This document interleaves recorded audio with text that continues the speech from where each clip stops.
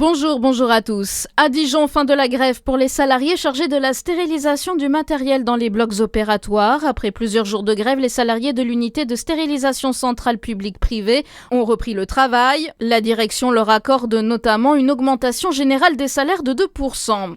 Aucun élément ne laisse penser à l'apparition d'un variant plus dangereux. Les mots rassurants de la ministre de la Santé, Stéphanie Rist, hier soir. L'Institut Pasteur a réalisé le séquençage complet de la souche du virus détectée chez une passagère française du MV Ondius. Il n'a pas muté et correspond aux souches déjà connues et surveillées en Amérique du Sud.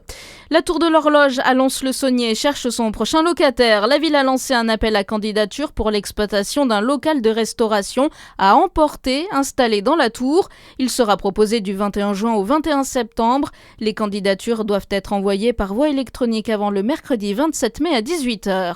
Un rassemblement pour la paix à Gaza aujourd'hui à Besançon à 14h, place du 8 septembre. Comme tous les premiers et troisièmes samedis du mois, Palestine Amitié et des citoyens se réunissent pour continuer à affirmer leur soutien au peuple palestinien. En Saône-et-Loire, un salon régional des métiers d'art à Tournus jusqu'à dimanche soir. Il rassemble plus d'une trentaine d'artisans dans les salles du réfectoire et du cellier des moines. L'entrée de 3 € par personne et c'est gratuit pour les mineurs. Le DFCO a célébré hier avec son public sa montée en Ligue 2 et son titre de champion de national. Les joueurs ont été victorieux 3-2 d'Orléans et l'ont célébré avec le public. Ils seront reçus aujourd'hui à 11h dans une cérémonie ouverte au public à la Salle des États. Au but du suspense, ce sera bien Saint-Etienne qui jouera la montée en Ligue 1. Hier, les Stéphanois ont fait chuter Rodez au terme d'une séance de tir au but irrespirable dans ce deuxième match de barrage.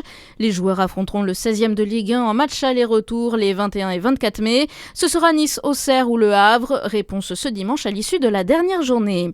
Bonne journée sur Fréquence Plus.